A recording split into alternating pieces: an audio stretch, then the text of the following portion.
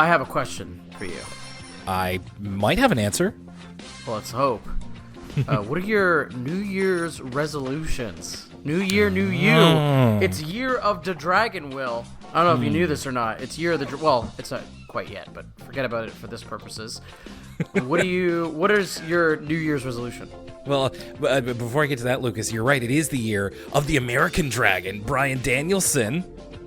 Well, I actually don't know if it is the year of the American Dragon, Bryan Danielson, or not, because I haven't watched the Wrestle Kingdom pay-per-view yet, so that remains to be seen. But I will let you know about that next week.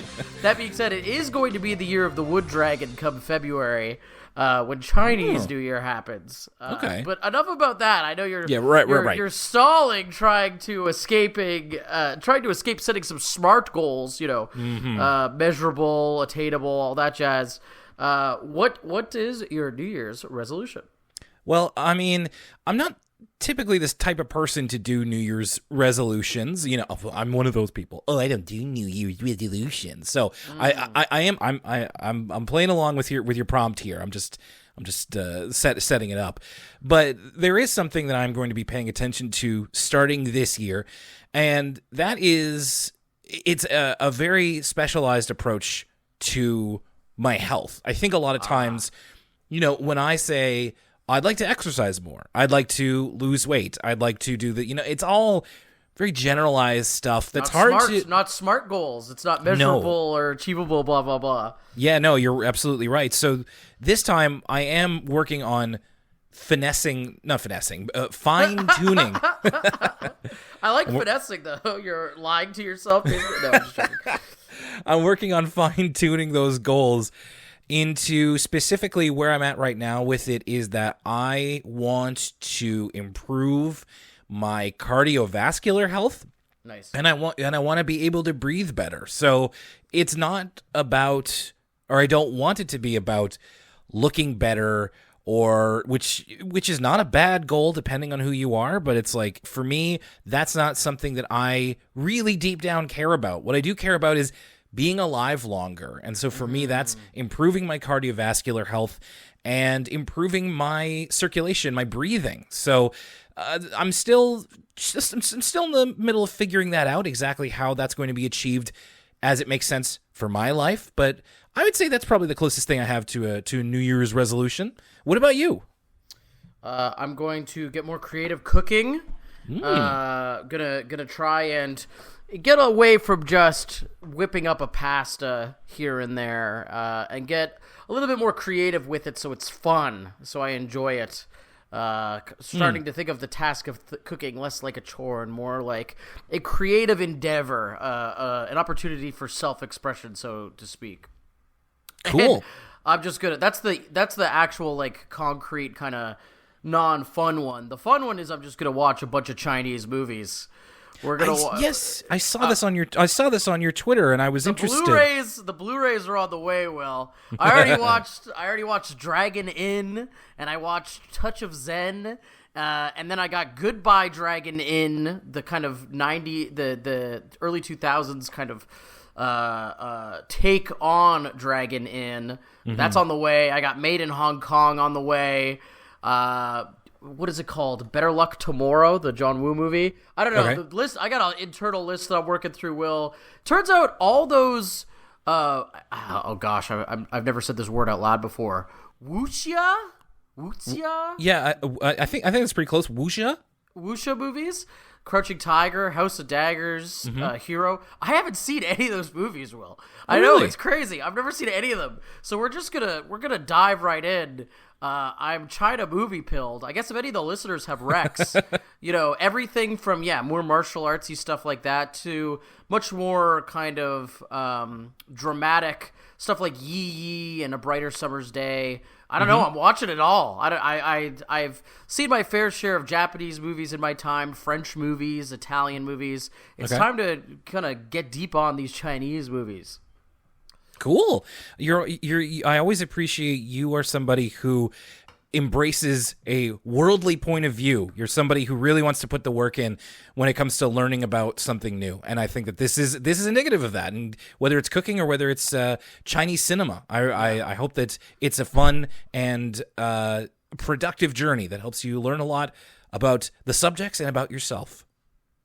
So far, what I've learned from Touch of Zen and Dragon Inn is that in the 14th, I guess this would be the 13th century, in the 1400s, the emperor's eunuchs were some really evil guys. Emperor's eunuchs, no good, apparently, according to these movies. Now, these movies also seem to say that they have special powers because they're eunuchs, and they can do, Street Fighter-esque flying towards people and that kind of stuff. So who knows how accurate this portrayal of eunuchs are, but if I was to believe these Chinese movies, there's something to be avoided. Well, and eunuchs in fiction, I feel, are pretty blacklisted in terms of, their reputation. Yeah, they're usually conniving. Like, I'm used to them in, like, Game of Thrones or whatever. They're conniving, they're whispering. In these Chinese movies, they're, like, doing, M. Bison flying through the air corkscrews. But yeah. That's a sacrifice. You can learn how to do the Psycho Driver, but you need to be a eunuch. Welcome, everybody, to the first episode of Elwood City Limits for 2024. Welcome into the new year. Will Young here along with Lucas Mancini, and that's right, we're back at it. We're continuing on through Arthur Season 19, in case you are starting off in the new year with us. Now, of course, there's a couple of things that I want to talk about before we get to the episode itself. First off, remember to send us email over at elwoodcitylimits@gmail.com. We love receiving your emails, whether it's about something we talked about on the show, whether it's about the show itself. And remember, you can also, in your email, let us know if it's a private email, because you don't have to have it read on air if you don't want to. Or if you do want it read on air, please let us know and make sure to give yourself proper credit as well. So yeah, elwoodcitylimits@gmail.com. We want to shout out, of course, we love to give shout outs to our patrons. There's one patron especially that I'm going to embarrass here for a second because they sent us a lovely, lovely holiday gift over this little break that we had, and that would be RPG Fiend. RPG Fiend, who in the past has also boosted the Discord server, which we're very, very appreciative of. But this time, they sent over two very cool things, among other things. First off, the Arthur book, Arthur Believe in Yourself, What We Learned from Arthur, which is Mark Brown's latest book about the lessons learned from creating Arthur. RPG Fiend went to a signing event with Mark Brown, and now we have a copy of the book signed to Will and Lucas from Mark Brown. Now, Will, the implications of this are massive. Already, before I get into the jokes, I just want to say that what an amazing gift. Probably, well, I don't want to put the listeners against each other. All the gifts we've gotten from listeners are amazing, and their listenership itself is the greatest gift of all. But what an incredible gift. But Will, there's an implication here. What's that? Did he give Mark Brown the context of who Will and Lucas are? Is Mark Brown aware of Elwood City Limits? This is the question. I haven't asked, so RPG Fiend, feel free to let us know if indeed that is the case. I want to say, at those signing events, if you've ever been to somewhere where you get something signed, typically you don't get a whole lot of time with them. So if this was RPG Fiend's opportunity to meet Mark Brown for the first time, I would almost hope that they would let Mark Brown know how much Arthur meant to them instead of being like, hey, Mr. Brown, you listen to podcasts, my guy? Because I got one for you. I don't know. I actually did not ask about that. So, well, one of the other things that RPG Fiend got us was some video game gift cards. And I just want to say I'm going to be living up to his namesake because I'm going to be using mine to purchase a JRPG. I'm going to get the Persona 5 remake, or Persona 3 remake, rather. So, he's spreading the RPG Fiend love. The original Persona 3 is one of the only JRPGs that I've completed. It's nothing against the form. I'm just not a huge fan, but I did see all of Persona 3 all the way through. So you're in for a good time, especially if they keep a lot of the good stuff in there. That was the other thing that RPG Fiend gifted us, was some gift cards, PlayStation and Steam. I used mine. I'm just logging into Steam right now, and I can tell you exactly the games that I bought with these gift cards, which again, we are very, very appreciative of. And Lucas, I'm glad you said that too. This is not, if you're listening to this and being like, I'm behind in getting Will and Lucas stuff, you don't have to get us anything. You don't have to join the Patreon. You don't have to do anything when you listen to this podcast. But if you do get us something, we are going to take the opportunity to thank you profusely and embarrass you, because it's super cool that people would want to do this for us. So with my gift card, I purchased Hypnospace Outlaw, Project Zomboid, The Beginner's Guide, and Who's Lila, which are all games on my Steam wish list. I'm really excited to play all of them. And speaking of video games, Lucas, the other thing that we got our hands on, I wasn't able to get this to you because you are the closest of the two of us to come into contact with a PlayStation 1, and we were given a copy of the Arthur PlayStation 1 video game, which is Arthur Ready to Race. Yes, and I'll tell you what, Will, and this is... Listen, if I promise this, I don't want people knocking down my door saying, Lucas, where's the Arthur PlayStation 1 video? We'll do something with that someday. I have friends who have OBS equipment, or not an OBS, an Elgato. I have the means to do something with that, but not anytime soon. So this is my promise to you, dear listener, because one of our listeners was so kind enough to give us that we'll do something with it someday, one of these days. It's you know what, this is the hardest part, really, in terms of tracking this kind of game down. This is invaluable. So RPG Fiend, one more time, thank you so much.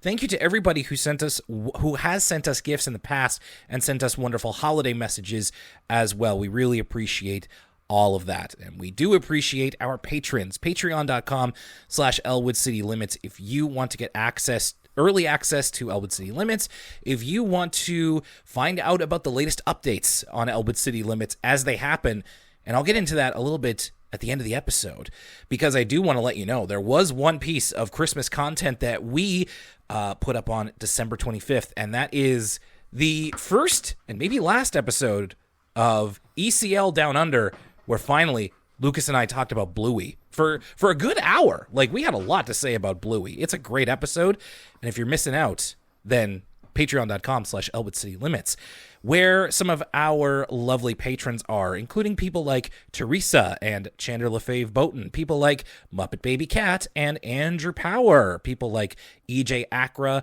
Revd, and Allison Archambault, people like J Wags and Gabs and Zara, people like Jeff L. and Jack, and of course, people like Quantum Wave, Hannah Lee, Tiki Barber Fan, and going down to the list here, Vonnie G. Thanks, everybody. Elwood City Limits, or patreon.com/Elwood City Limits. And that's all we have to say at the top of the show. There has been a Patreon update that we will talk about at the end of this Arthur episode, which is, Lucas, you've used this phrase a few times, especially recently in these recent seasons. This is one for the heads. This episode we're talking about. And that is Maria Speaks. Well, and it's funny because you could say it's one for the heads by multiple different factors. For instance, longtime listeners of For the Kids, a PBS Kids podcast, patreon.com/Elwood City Limits, would remember when we talked about Martha Speaks. Yes. And I was like, is this the Martha Speaks crossover we've all been waiting for? Are we finally going to get some answers to the animal hierarchy? Perhaps everybody in Arthur ate the alphabet soup, and that's why they can talk and walk, and some dogs can't? No, it's a different character. It's Maria. Very, very sorry, Lucas. I actually didn't think about that. That was something on the Arthur wiki of like, this is likely a reference to Martha Speaks. And I'm like, yeah, could be. But Maria. So Maria is a character that you have no doubt seen in Arthur if you've been watching along with us. If you've watched classic Arthur, you've seen Maria, but you've never heard her speak. She's one of those background characters that have been around.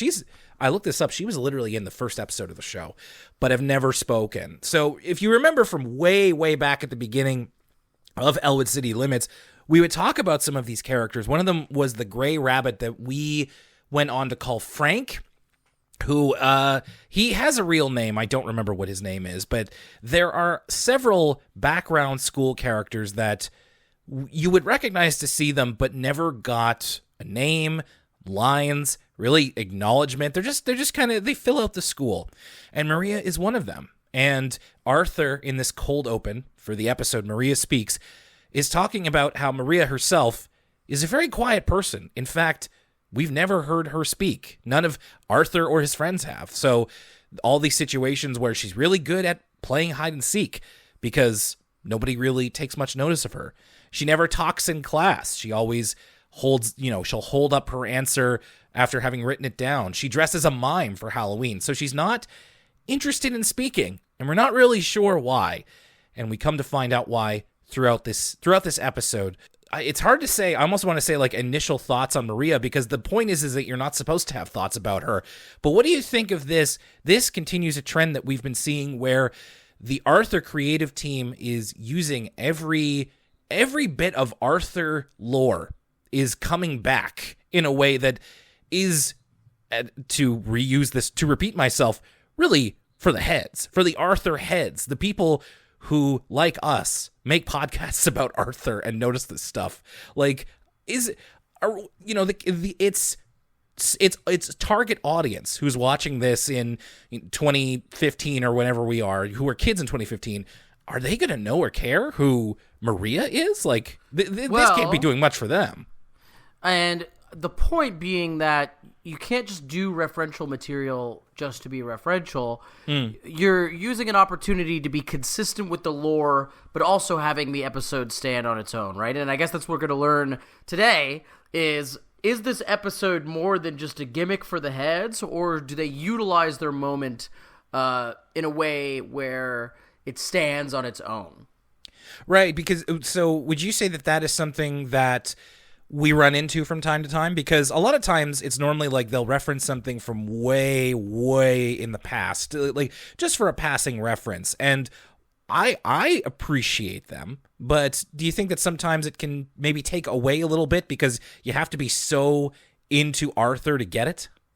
Well, it yes and no. Sometimes yes, sometimes no, right? Sometimes yeah. I think referencing stuff is not bad in itself when it's used as color to kind of fill in the world rather than the conceit in which the episode needs to be enjoyed by. So my measuring stick is, if you're turning on Arthur right now and this is the first episode you see, are you going to get anything out of it? Conversely, if we're definitely getting something out of it because we're like, wow, that's that character from season 1. Mm-hmm. That's how it should be done. It shouldn't be done in the sense where you're turning on Arthur and you're like, well, what's the big deal? I'm lost. Right. And essentially what they're doing is taking the moment to introduce yet another new character, which is another thing that more recent Arthur seasons love to do. Introduce new characters. And I have no idea if Maria ever turns up again. We will have to see. Lakewood Elementary is starting a student-run news program. And a bunch of the kids in Mr. Ratburn's class will be the kids who will be part of the show. So Francine's going to be the director, Buster's going to be doing the weather, George will be on sports, Muffy's on the arts and culture beat, and Maria will be the lead reporter.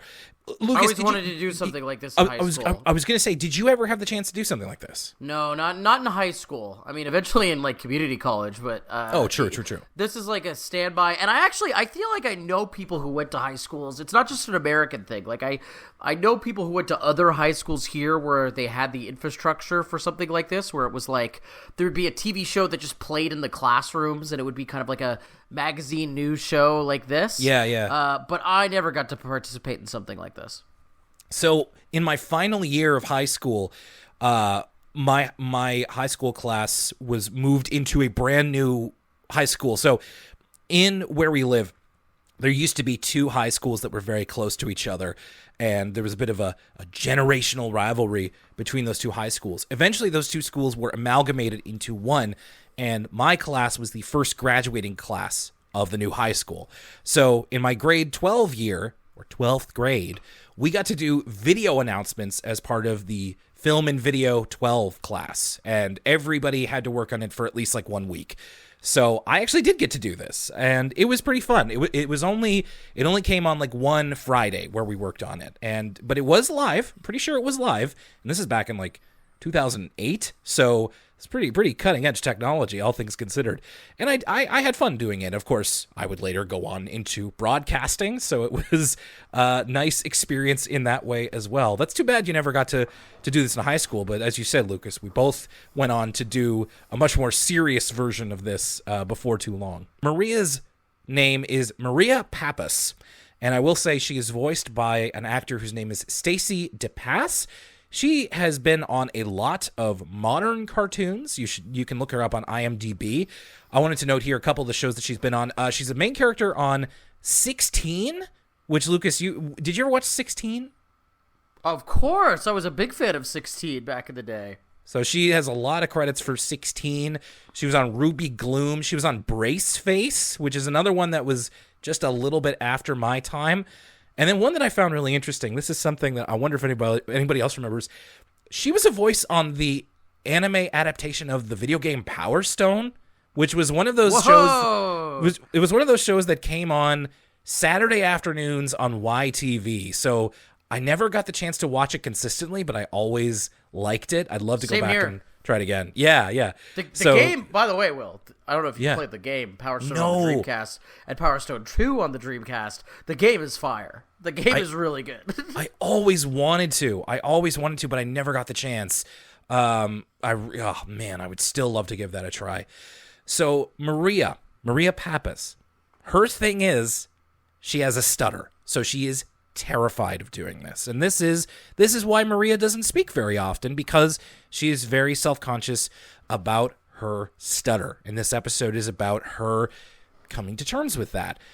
Another thing about this being Maria's direction is that she often has somebody to speak for her, and that person is Jenna. We were saying recently that we felt Jenna was a little underrepresented in the Arthur episodes that we've been talking about. So here, Jenna is front and center. It's good to see her again. So Maria and Jenna, really good friends, and Maria has been named as the lead reporter. So she is very self-conscious about this, but she feels that if she gets an interviewee who will do all the talking, then she will barely have to say anything.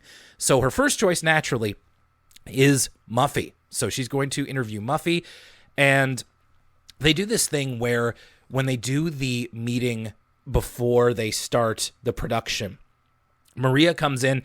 She's wearing sunglasses. She's got a scarf. She's got like a head wrap and a scarf, and she's kind of acting like a big shot, and Jenna is speaking for her as another way for her to not have to speak. And at one point, Jenna gets a call from the president, and they have to like excuse themselves. Funny exchange here where Francine says, "Buster, no one cares about the weather on Pluto." And Buster says, "Tell that to the Plutonians." Yeah, one of the best lines of the episode. He doesn't just say "tell that to the Plutonians." He like screams it. He's very adamant about it. Just like they need to know. Muffy is first. This almost works because Muffy is absolutely down to talk about herself. First of all, interestingly, we were just talking about this in the last episode. Muffy confirms herself as a Gemini. Now, Lucas, does this fit to you for what you know about astrology? I'm a little bit out of practice with my astrology knowledge, but I was gonna say that this is some great insight into Muffy's character. We kind of, she picked the right subject to be the person who just speaks through the interview, so she doesn't have to speak, because Muffy goes on this monologue where she's telling us she's a Gemini, and she's telling us all these qualities about herself, eventually getting into that she loves doing things for other people, which causes her to kind of like break down with guilt. This was one of the highlights of the episode for me. It's just Muffy. It reminded me, this is a weird pop culture comparison, but it kind of reminds me of how Kanye acts in some interviews, where you'll ask, well, no, maybe not, 2023 Kanye, but let's say, 2019 Kanye, you'd ask him a question and he just is talking about 8 different things, implicating himself in the process. That's what the vibes I get from this Muffy sit down, which this is like, the closest we've gotten to thus far to kind of an Arthur episode version of The Insider, seeing the kids put together kind of a broadcast news show, a magazine news show. Arthur takes down the tobacco lobby. That would be what if Michael Mann directed an episode of Arthur? That'd be crazy, right? That'd be pretty awesome. Oh, who are the De Niro and Pacino of Arthur that would have the, if you're not prepared to leave something in 5 minutes conversation? Who do you think would get the most out of that? It's got to be like... Oh, I think Arthur is the De Niro and Buster's the Pacino. You think they could pull that off? Oh, yeah. Oh, man. Oh, God, I want to see this so bad. Even just like put an Arthur scene to that Moby track in the movie. That would be awesome. So you were reminded of one character, let's say, especially one line that Muffy had where she said, "You think it's easy being this smart, pretty, and popular?" Almost exactly, 100% exactly like a character from something that my wife and I have been binging over the holiday, Buffy the Vampire Slayer. Muffy gives off big Cordelia vibes. And, it's interesting going back to Buffy when I first watched it as a teenager versus now. And there are so many characters that I resonate now with a lot stronger than I did when I was younger. And the rich girl Cordelia is one of them. And I think a big part of that is probably Muffy. And like how much I enjoy Muffy as a comedic character. Cordelia in Buffy is very much the same way. And this is literally Cordelia says this line at one point. So I really appreciated that. So the Muffy interview, as you said, she gets very, very personal. She breaks down and it's just like, it's not going to exactly work out the way that Maria hoped to.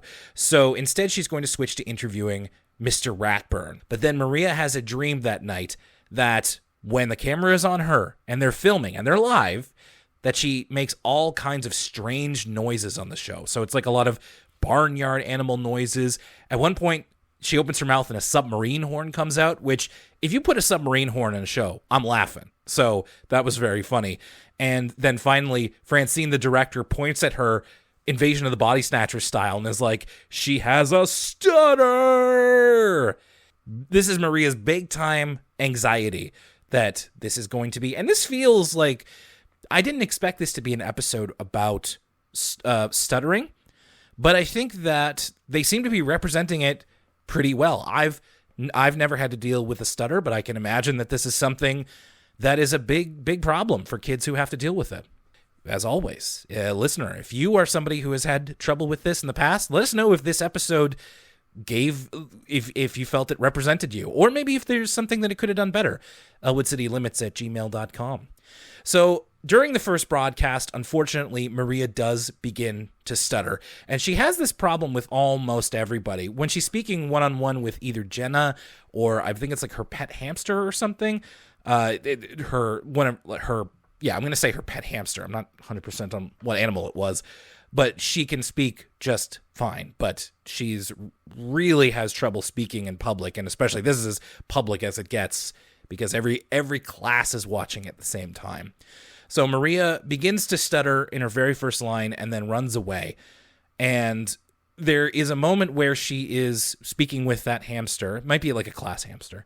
And she's not having as much trouble. And Mr. Ratburn comes in and he comforts her and lets her know that this is something that he has also had to deal with. He says that he used to have a pet hermit crab named Thoreau that he spoke to whenever he was nervous.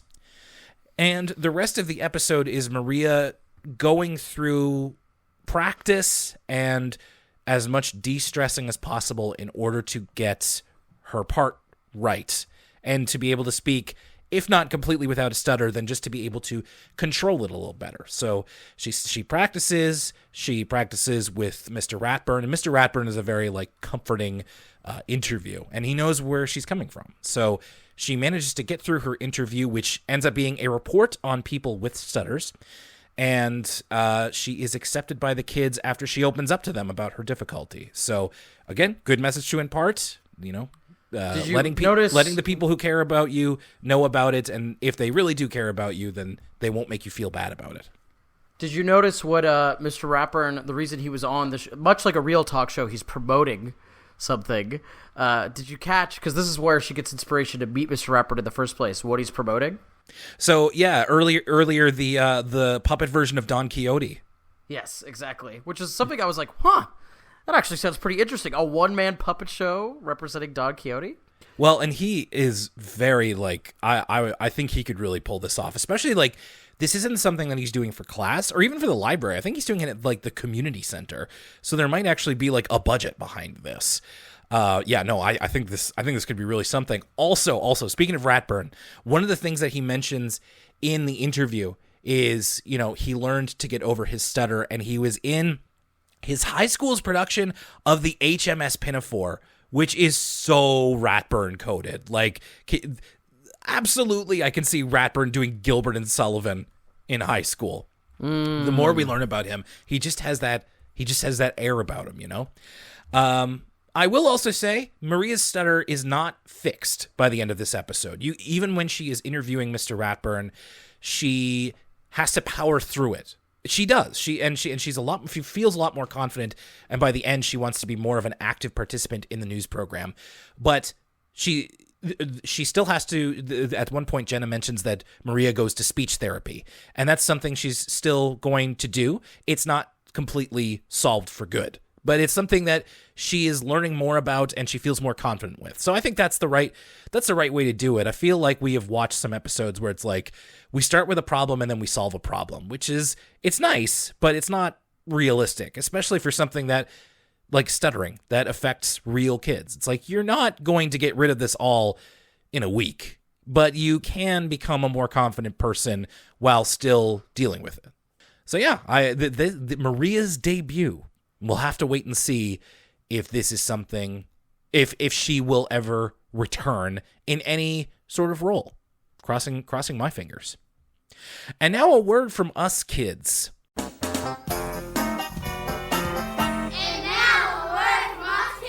They usually introduce the kid right off the top with like, "Hi, my name is this, and this is my third grade class." I rewound this a couple of times. The kid's name is Rufus, I think. I think her name is Rufus. I heard Rufus, which is like, I'm not sure either.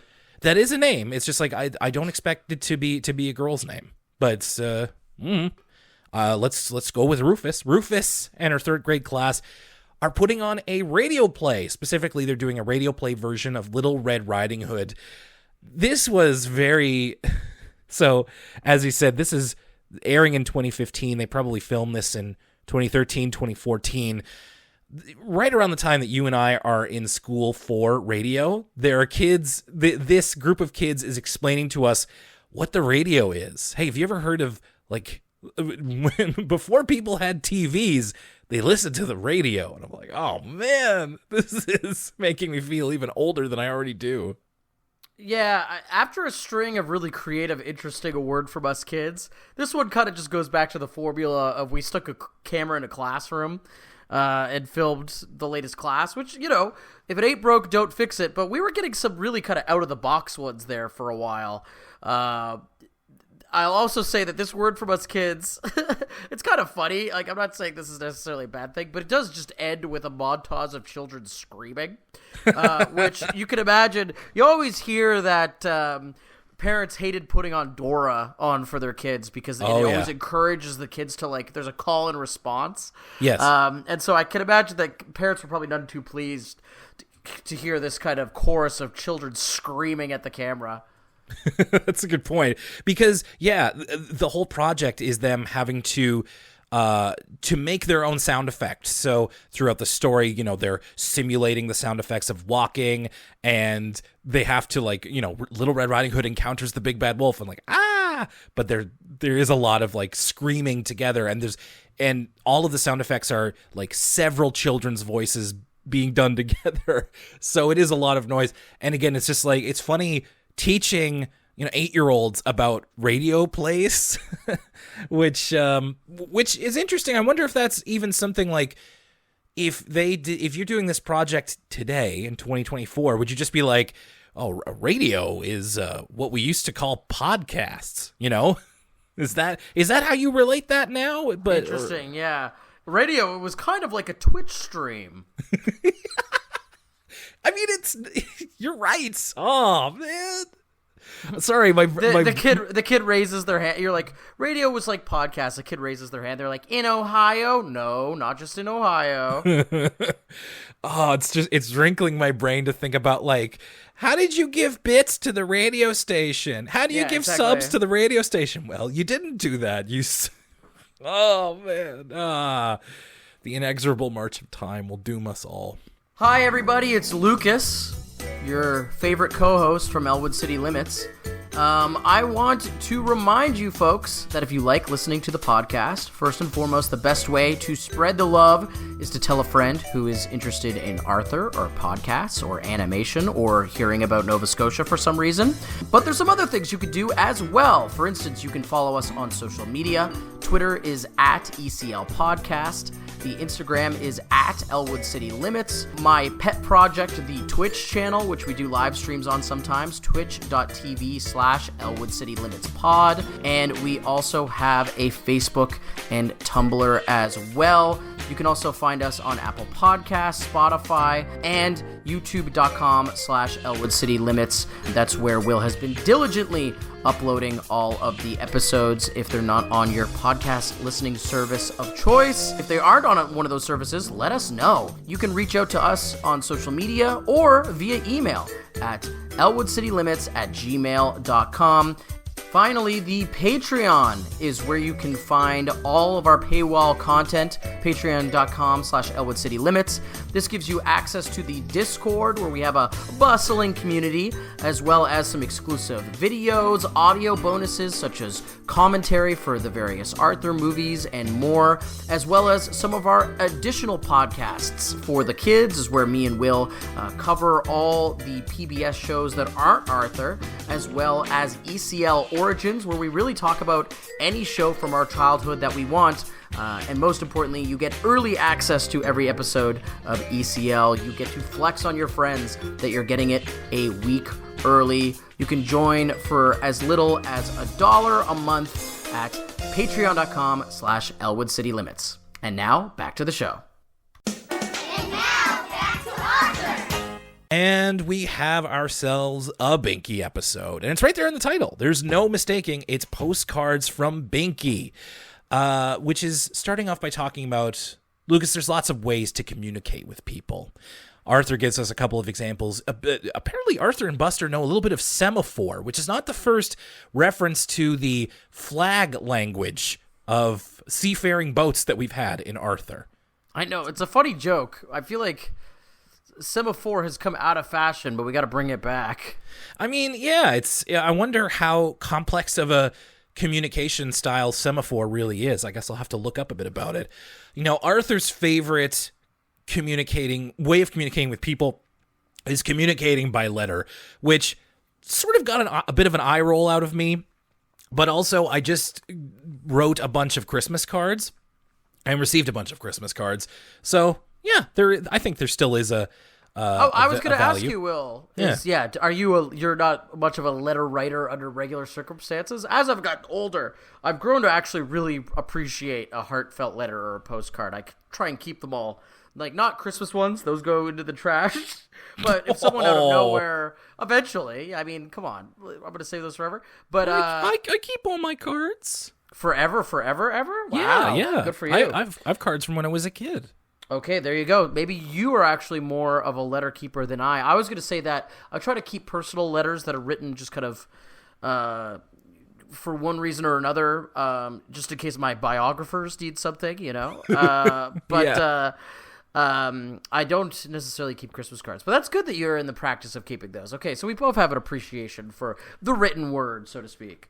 For sure. Like, it definitely takes a bit of effort, especially when I was writing Christmas cards this year. It's so few and far between that I actually have to, like, write long form, and I forget how much it hurts my hand because I do the death grip on my pens when I'm writing, and if I do that for a long period of time, it really hurts my hand. So I don't make a practice out of it, but, you know, I can still remember in high school when I would write out full essays in pencil because I just didn't like to type. So there's a part of me that really appreciates it. It's a bit of a lost art these days. So Arthur's favorite way of communicating is by letter, and Binky has his own way of doing it, which is the episode that we're talking about now. Specifically, Binky is having trouble when it comes to writing emails to his grandparents. He recently had his extended family in town, and Binky is describing to them, a fantastic game-winning soccer goal that he did.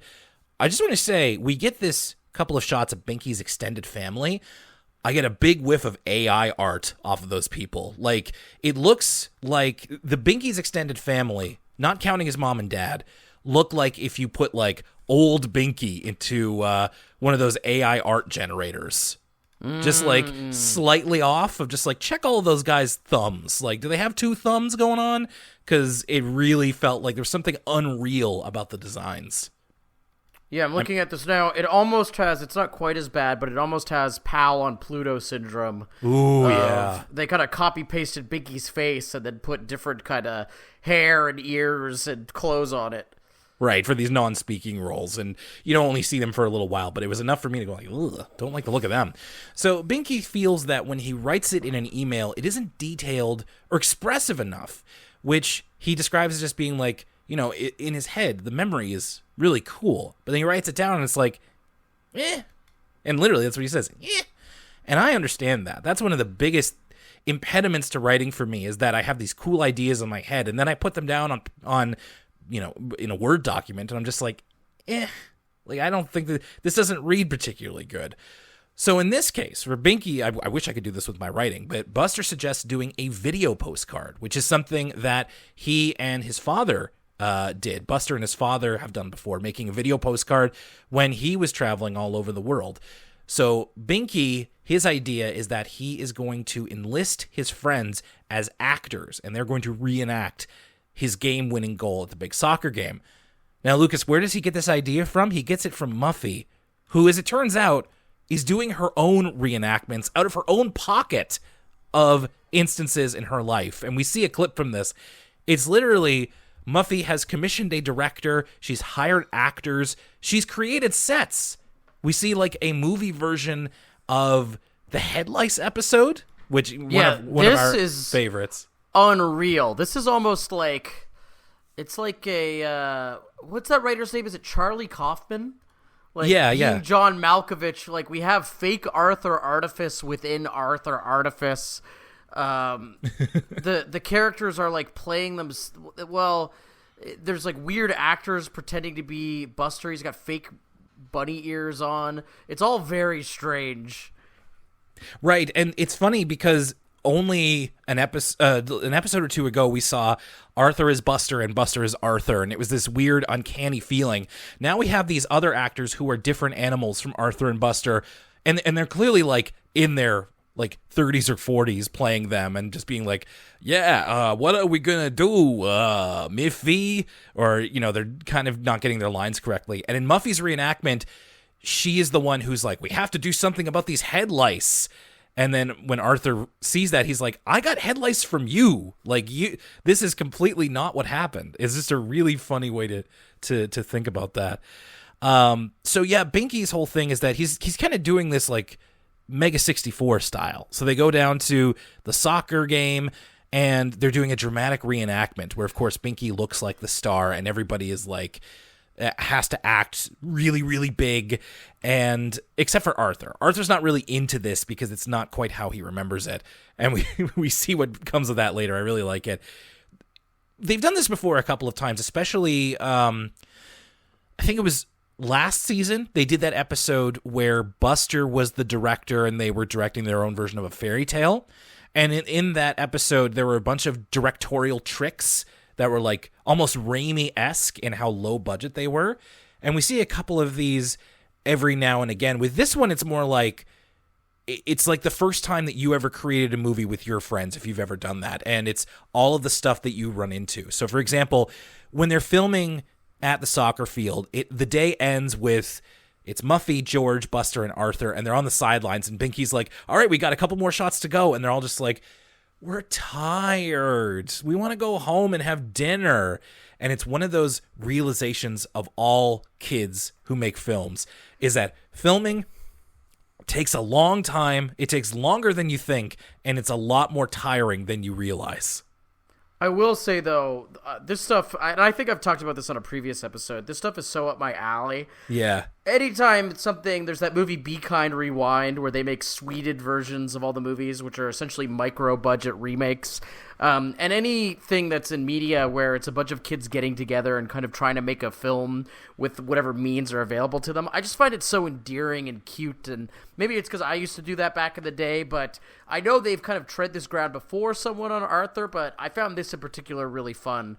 Especially, not spoilers for the end of the episode, but when we actually see the finished project later, the fact that the kids are so tired and kind of unenthusiastic at this point, they find it boring. Even Arthur, who's not usually kind of a complainer when it comes to group projects, Arthur's kind of being the wet blanket here, being like, this is not fun. When that energy gets put into the final film, it's really funny.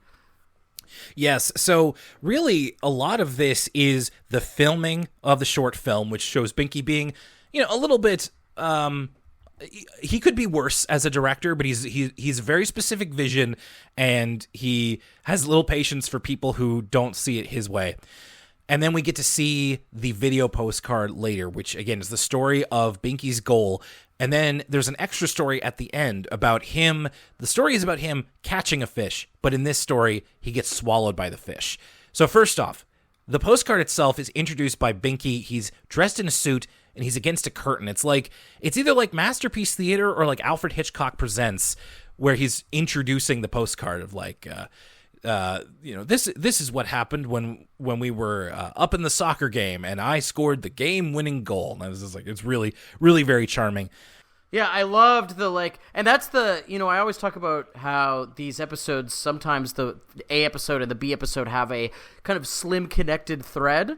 The connected thread of these two is kind of kids doing television presentations. Mm-hmm. Like in Maria Speaks, they're doing a kind of kids version of a magazine news show, and in this one we have this really strange kind of reenactment where we have Binky wearing a three-piece suit, kind of being like, and solemnly, and this is how it went on that fateful day.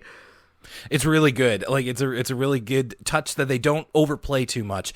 The soccer part of the movie is very they get this so right, and they've gotten this right before.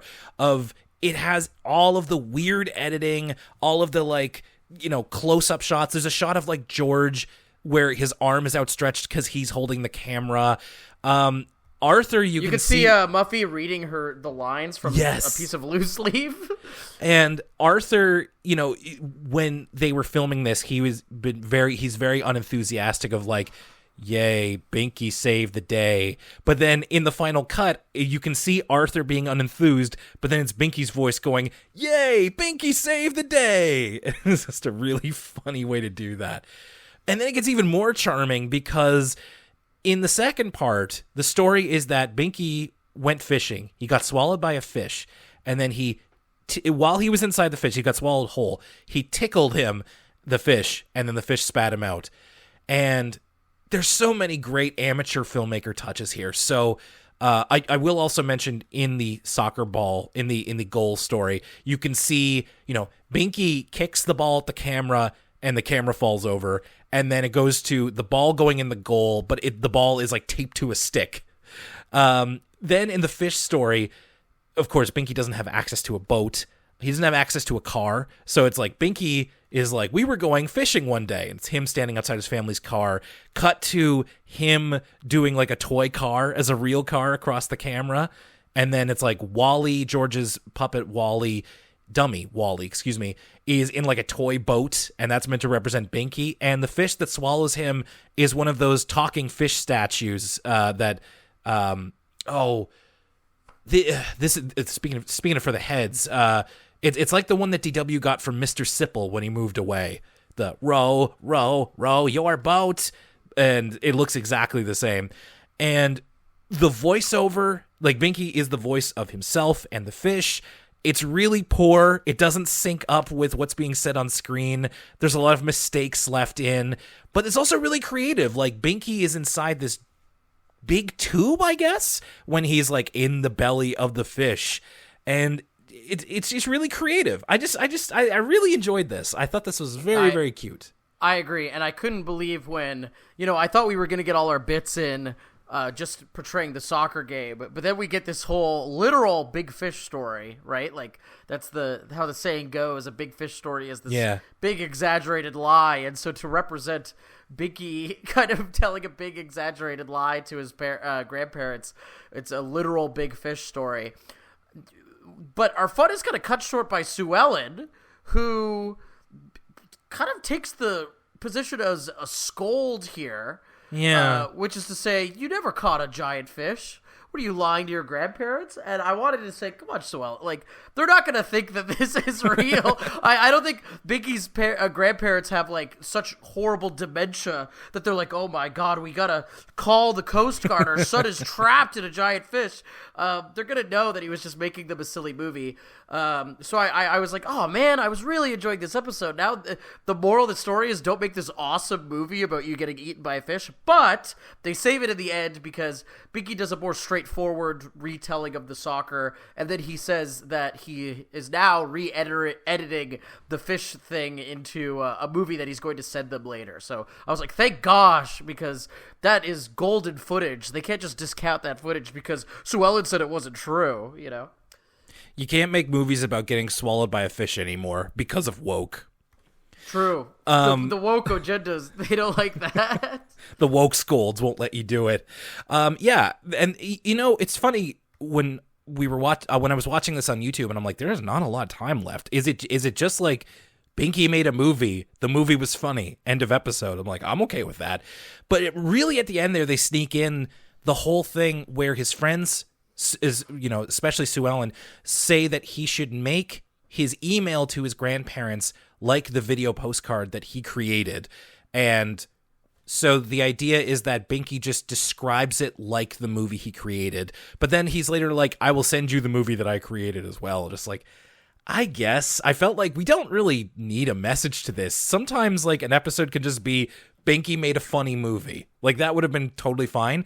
The way that this came in at the end, it reminds me a lot of Arthur Writes a Story, which is around the idea about how when Arthur feels like his story isn't good enough on its own, and he keeps adding to it and eventually taking away from the impact of the story. With this one, it's like, I guess you could say that that's what Binky's doing, but it's also like, yeah, but his movie is really funny. And like you said, Lucas, it's not like his grandparents are going to completely believe him or something. So it is en route to, I guess, making him a more descriptive writer. But yeah, I felt like we almost didn't need these last couple of minutes. It could just be Binky made a funny movie. So yeah, I am glad that you said that. It also kind of hit me a little weird, and it took away a little bit from an episode that I was otherwise enjoying. But let's wrap this up now, because that's the end of the episode, is that Binky is going to send the video to them as a postcard. And we see his grandparents, who thankfully look a little bit less AI art than the rest of his family, enjoying the story that he wrote. So on the way back to Maria Speaks, again, another character debuting, a longtime character finally getting their spotlight. Lucas, what did you think?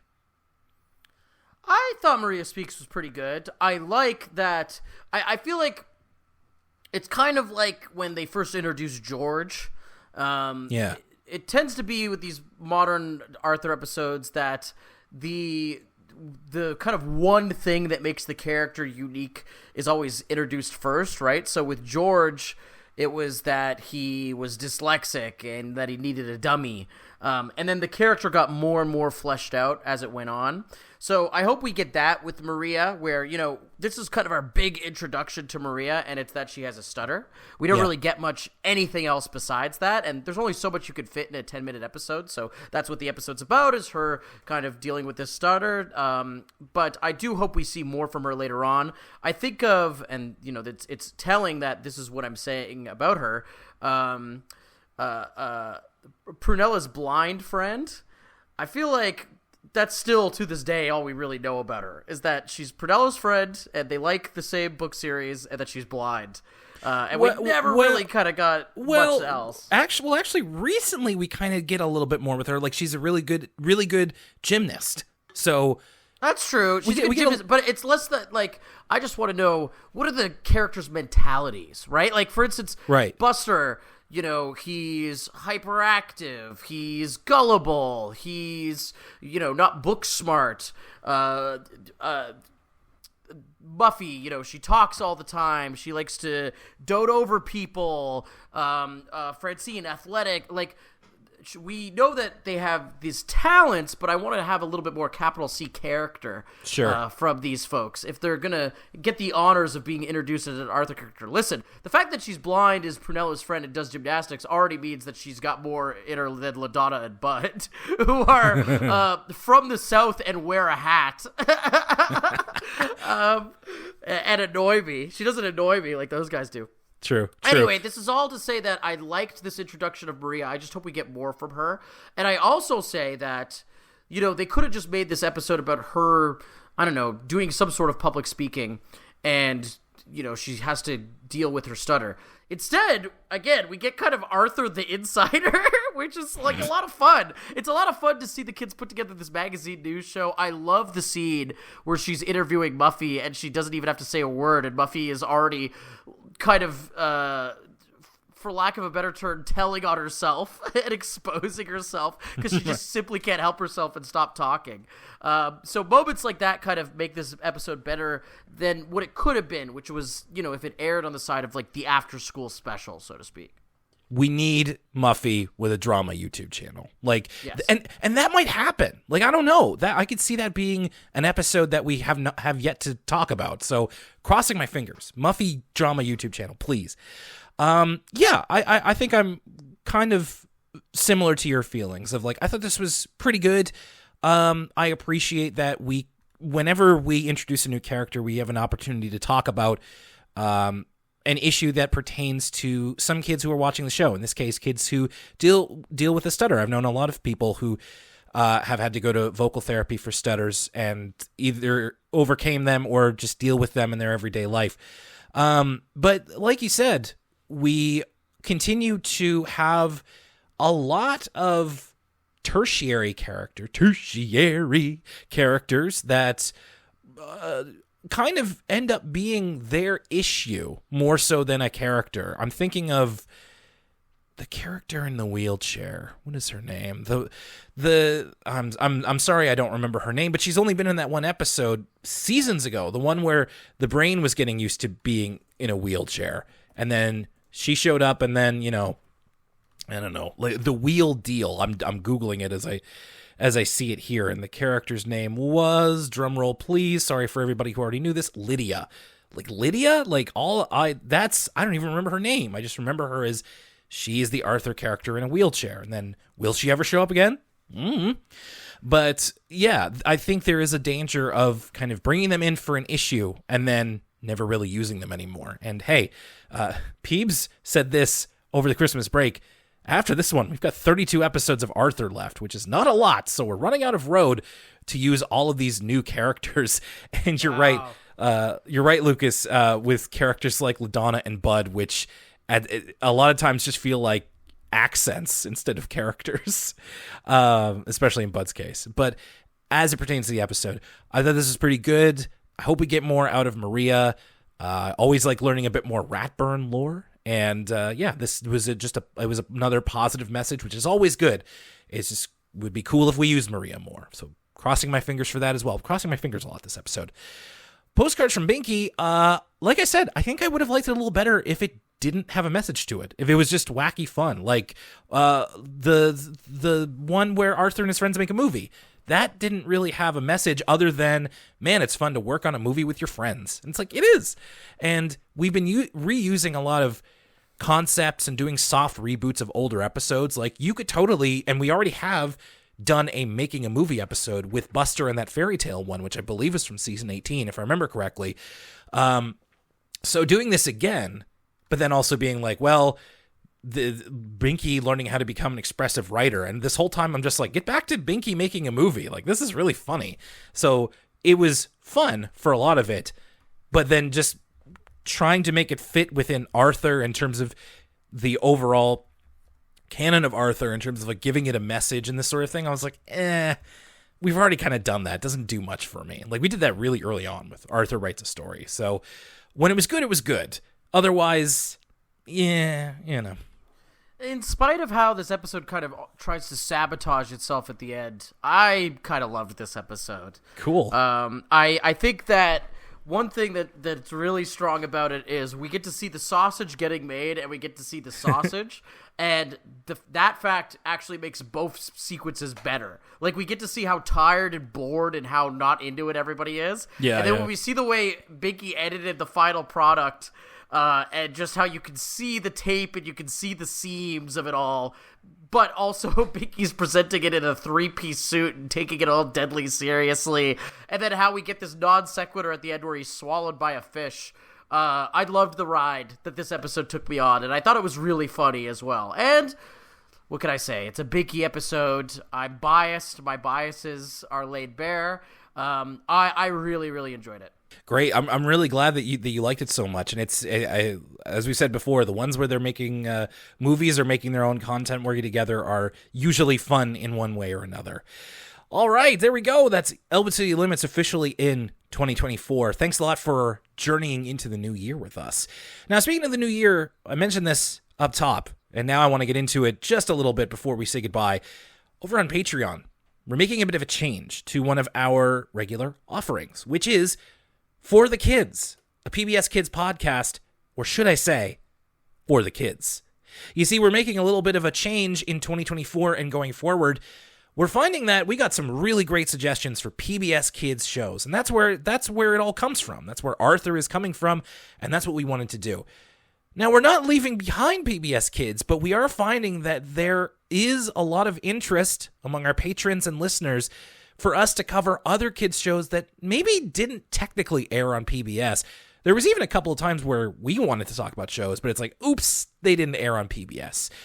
Well, we're getting rid of that. We are going to be opening the floodgates, and we're going to be talking about kids media across the landscape. So it could be PBS Kids. It could be Nick Jr.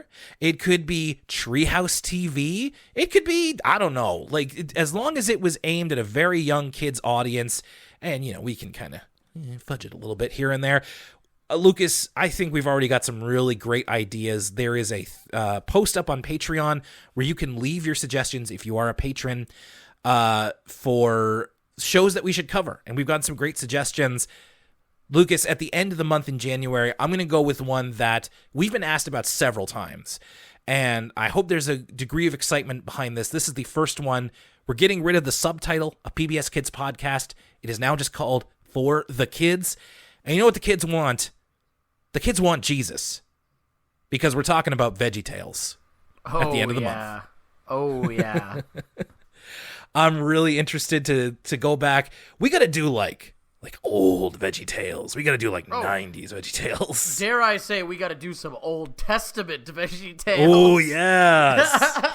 We're going Old Testament on everybody. Absolutely. So VeggieTales is going to be the first episode of the new For the Kids. But of course, we've already done over 50 episodes talking about other PBS Kids shows and a lot of the big ones already. And we're also not completely leaving PBS Kids behind. So don't worry. We will be using some of these new suggestions. We may not be able to get to all of them, but I have an ongoing list, and top of that list is VeggieTales. So VeggieTales we're going to be talking about at the end of January. If you are a patron, you can expect that. And if you're on the free feed, you will get a free preview of that at the end of the month, as usual. And if you want to join our Patreon, it is pay what you want. Patreon.com/Elwood City Limits.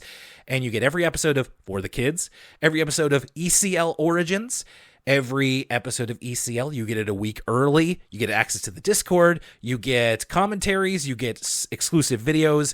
And you also get the opportunity to tell us which shows we should talk about on For the Kids. because we love our patrons, but we also love all of our listeners. So, yes, very excited about this new development going into the new year. And coming up next on Elwood City Limits proper, speaking of characters that we thought we might never see again, we're talking about Carl's Concerto and Too Much of a Good Thing.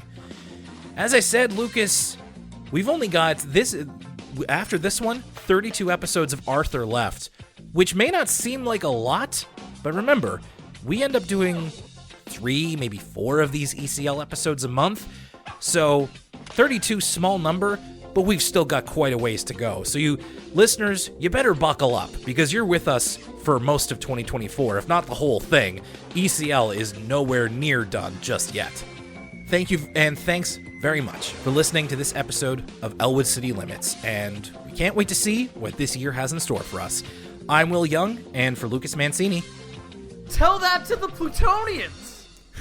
We'll see you next time.